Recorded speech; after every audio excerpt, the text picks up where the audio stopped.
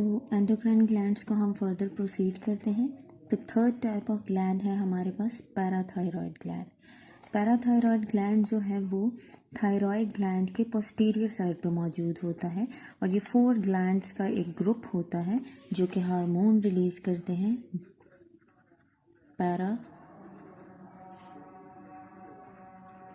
Parathormone. अब parathormone जो है वो ऑपोजिट वर्क करता है कैल्सिटोनिन के,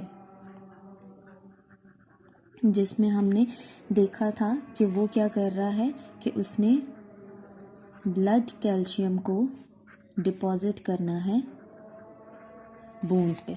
तो पैराथॉर्मोन का क्या काम होगा कि उसने बोन्स में से कैल्शियम को ब्लड में एंटर करना है। तो ये दोनों एक दूसरे के ऑपोजिट काम कर रहे हैं। अब हम देखते हैं पैराथॉर्मोन किस तरह से फंक्शन करता है। अगर तो पैराथॉर्मोन की प्रोडक्शन जो है वो ज़्यादा हो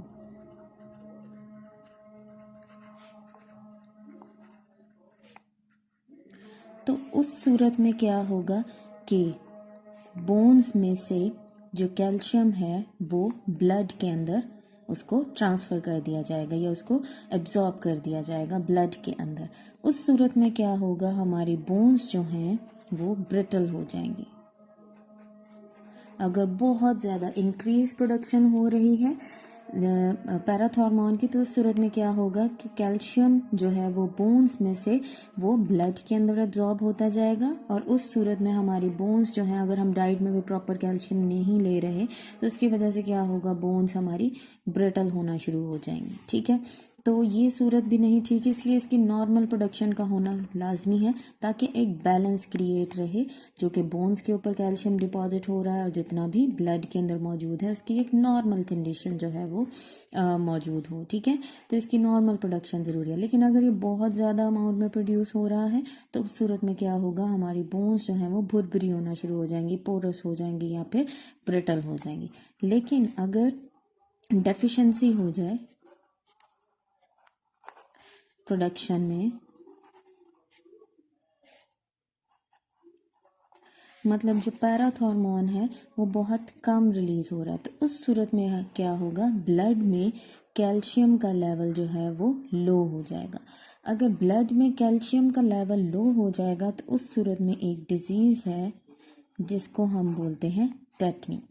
टेटनी में क्या होता है, ये एक मसल फंक्शनिंग की एक डिज़ीज़ है जिसमें हमारी बॉडी के मसल्स जो हैं वो नॉर्मली फंक्शन नहीं कर पाएंगे और उसमें मसल ट्विचिंग, क्रैम्पिंग वगैरह, मतलब हमारे मसल्स जो हैं वो अकड़ जाएंगे, हमारे मसल्स में पेन होगी और नॉर्मली जो है वो हमारे मसल्स जो हैं फंक्शन नहीं कर पाएंगे।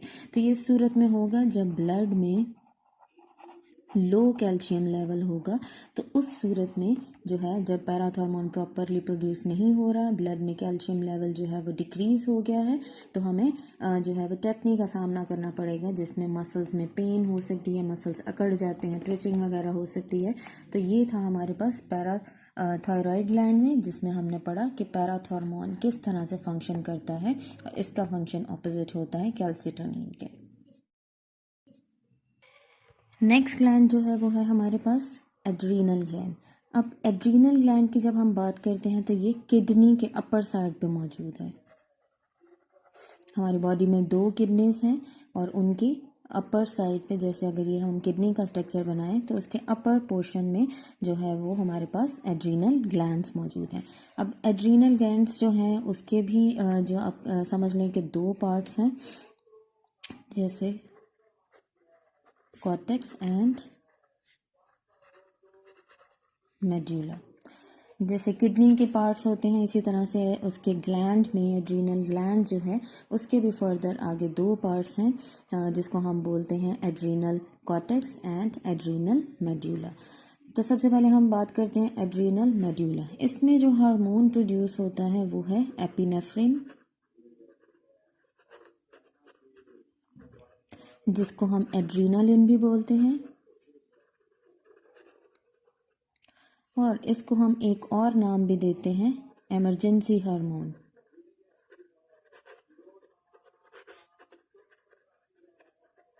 इसको हम इमरजेंसी हार्मोन का नाम क्यों देते हैं? क्योंकि ये रिस्पॉन्ड करता है स्ट्रेस को।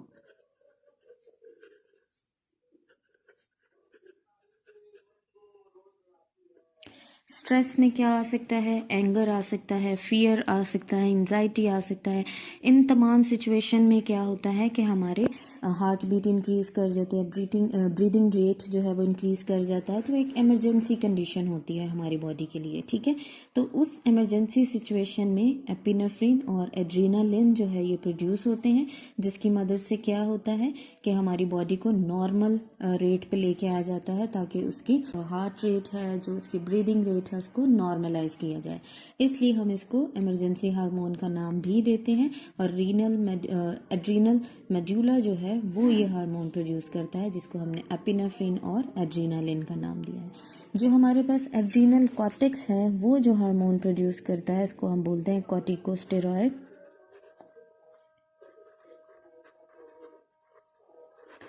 और इसका क्या काम होता है कि ये बैलेंस क्रिएट करता है इन salt and water amount in body. तो हमारी बॉडी के अंदर सॉल्ट और वाटर की जो अमाउंट है उसके अंदर एक बैलेंस क्रिएट करता है। जिस तरह से वेसोप्रेसिन का काम था, हमने पिट्यूटरी ग्लैंड में देखा कि वेसोप्रेसिन किस तरह से हमारी बॉडी में वाटर की अमाउंट जो है उसको मेंटेन रखता है। इसी तरह से कॉर्टिकोस्टेरॉइड जो है उसका भी यही काम है कि वो हमारी बॉडी के अंदर जो है वो सॉल्ट और वाटर का एक बैलेंस क्रिएट करता है। नेक्स्ट जो है वो हमारे पास पैनक्रियाज आ जाता है। अब पैनक्रियाज जो है ये भी दो तरह से फंक्शन करता है। इसके डक्टेड ग्लैंड्स भी हैं या सिक्रीशंस भी हैं जो कि इंटेस्टाइन में रिलीज़ करता है अपने केमिकल्स, ताकि डाइजेशन जो है वो प्रॉपर हो सके। इसके अलावा डक्टलेस भी मौजूद है, जो कि ग्रुप ऑफ सेल्स होते हैं, और इसको हम नाम देते हैं इजलेट्स ऑफ लैंगरहैंस।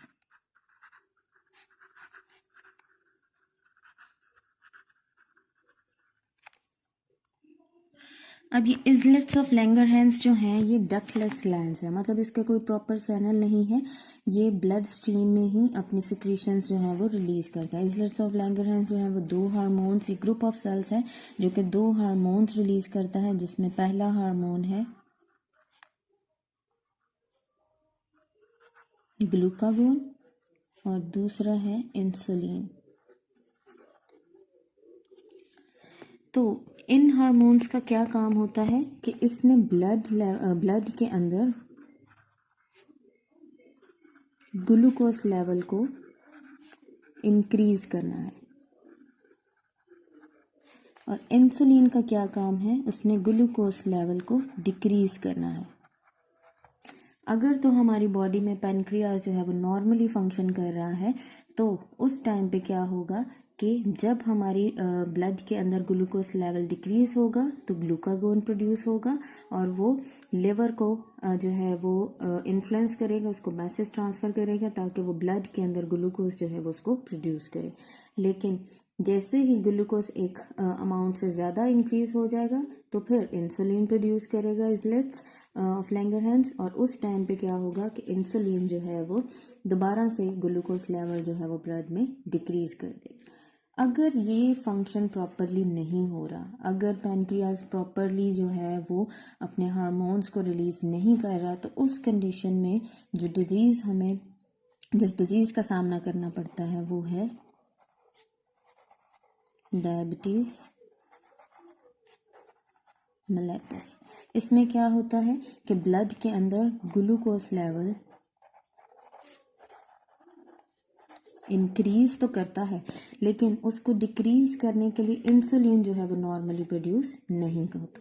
इस वजह से क्या होता है कि हमारी बॉडी में जब ग्लूकोज लेवल बढ़ जाता है तो हमारी बॉडी जो है वो वीकनेस और ओवरवेट हो जाती है, वीकनेस फील होती है, नॉर्मली फंक्शन नहीं कर पाते, मसल्स जो हैं वो टायर्ड हो जाते हैं। जिसको हम शुगर पेशेंट्स जो हैं उनमें ये कंडीशन होती है, क्योंकि उनमें इंसुलिन जो है वो नॉर्मली प्रोड्यूस नहीं होती। तो इससे पहले हमने प्रीवियस लेक्चर में डायबिटीज़ इंसिपिडस का भी एक नाम जो है वो पढ़ा था। तो अक्सर जो है वो डिफरेंस आ जाता है कि डिफ्रेंशिएट बिटवीन डायबिटीज़ मेलिटस और डायबिटीज़ इंसिपिडस।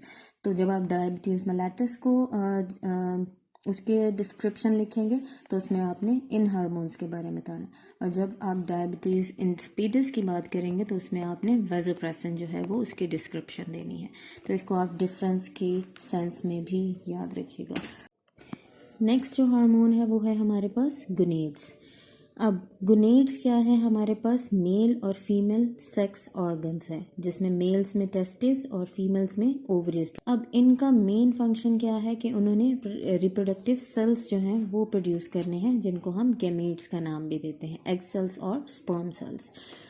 लेकिन इसके अलावा ये कुछ हार्मोन्स भी प्रोड्यूस करते हैं। तो अगर हम टेस्टिस की बात करें जो कि मेल्स में मौजूद होती हैं, तो ये टेस्टोस्टेरोन एक हार्मोन प्रोड्यूस करते हैं। अब इस टेस्टोस्टेरोन का क्या काम होता है कि इन्होंने मेल्स में सेकेंडरी कैरेक्टर्स जो हैं वो प्रोड्यूस करने होते हैं। अब सेकेंडरी कैरेक्टर्स कौन से होते हैं, जिसमें फेस पे हेयर ग्रोथ होती है,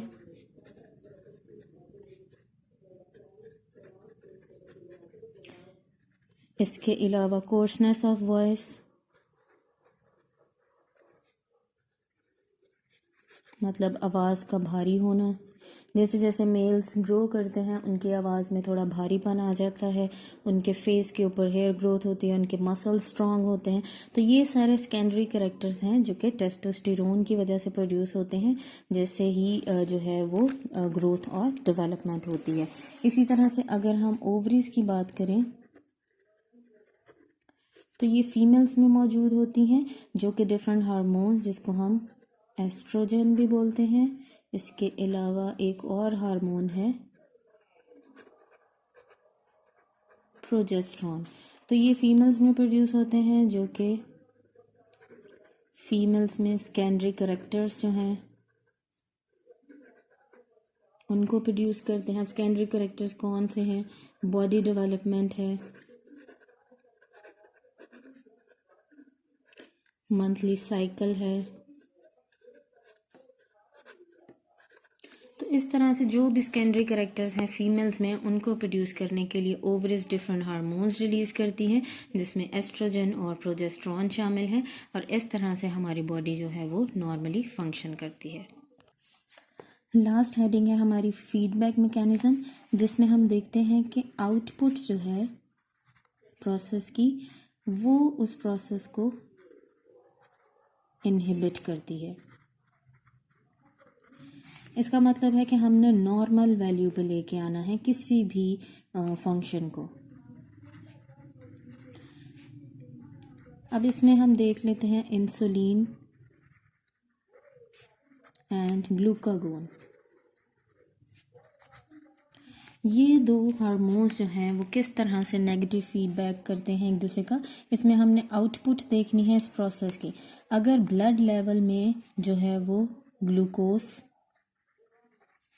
इंक्रीज कर रहा है तो उस टाइम पे क्या होगा, इसको हमने कहाँ लेके आना है, नॉर्मल वैल्यू पे लेके आना। तो नॉर्मल वैल्यू पे लेके आने के लिए हमें इंसुलिन जो है वो उसकी प्रोडक्शन की ज़रूरत है। तो इस कंडीशन में क्या होगा, इंसुलिन प्रोड्यूस होगा, और जैसे ही नॉर्मल वैल्यू हमें मिल जाएगी, मतलब हमें एक आउटपुट मिल जाएगा कि ग्लूकोज लेवल जो है वो ब्लड के अंदर डिक्रीज़ हो गया है, तो उस सूरत में इंसुलिन की प्रोडक्शन जो है वो इनहिबिट हो जाएगी। फिर अगर हम देखते हैं कि ब्लड में ग्लूकोज लेवल जो है वो डिक्रीज़ कर रहा है, ठीक है, ग्लूकोज लेवल डिक्रीज़ हो रहा है, तो ये हमारे पास क्या है कि एक स्टार्ट पॉइंट है जिसकी वजह से ग्लूकागोन जो है वो प्रोड्यूस होगा, और इसको नॉर्मल वैल्यू पर लेके आने के लिए तो ग्लूकागोन ने क्या करना है कि इसको जो है वो इस ग्लूकोज को ब्लड के अंदर इंक्रीज़ करना है, और उसकी वजह से जैसे ही इसकी प्रोडक्शन इंक्रीज़ हो जाएगी, ग्लूकोज की नॉर्मल वैल्यू पे आ जाएगी, तो उस आउटपुट की वजह से ये प्रोसेस जो है वो रुक जाएगा और ग्लूकागोन की प्रोडक्शन डिक्रीज़ हो जाएगी। तो इस तरह से ये दोनों एक दूसरे के ऑपोजिट फंक्शन करते हैं। अगर ब्लड में ग्लूकोज लेवल कम है तो ग्लूकागोन प्रोड्यूस होगा, और अगर ब्लड के अंदर ग्लूकोज लेवल ज़्यादा है तो उस सूरत में इंसुलिन प्रोड्यूस होगी। तो ये एक आउटपुट जो है इन दोनों का वो डिसाइड करेगा कि कौन सा हार्मोन प्रोड्यूस करना है, ताकि नॉर्मल वैल्यू जो है वो ग्लूकोज की उसको जो है वो सेट किया जा सके। इसी तरह से पॉजिटिव फीडबैक में देखते हैं हम। पॉजिटिव फीडबैक में क्या होता है कि किसी भी प्रोसेस का जो रिज़ल्ट है उसकी वजह से उसका रेट जो है वो इंक्रीज़ करता है। ठीक है, अब इसमें हम देखते हैं मिल्क प्रोडक्शन की बात करते हैं। जितनी ज़्यादा जो है वो सकलिंग होगी उतनी ही ज़्यादा जो है वो मिल्क प्रोडक्शन होगी। तो हम मिल्कमैन की बात करते हैं, जितना ज़्यादा वो उस दूध निकालेंगे उतना ही ज़्यादा जो है वो मिल्क प्रोड्यूस होगा। इसी तरह से इन्फेंट्स की बात करते हैं, बेबीज़ की बात करते हैं, जितना ज़्यादा सकलिंग एक्शन होगा उतनी ही ज़्यादा जो है वो मदर में मिल्क प्रोडक्शन होगी। तो ये एक पॉजिटिव फीडबैक है कि जो कि आउटपुट पे डिपेंड कर रही है, रिज़ल्ट पे। जितना ज़्यादा हमें रिज़ल्ट शो होगा उतना ही ये प्रोसेस जो है वो इंक्रीज़ होगा।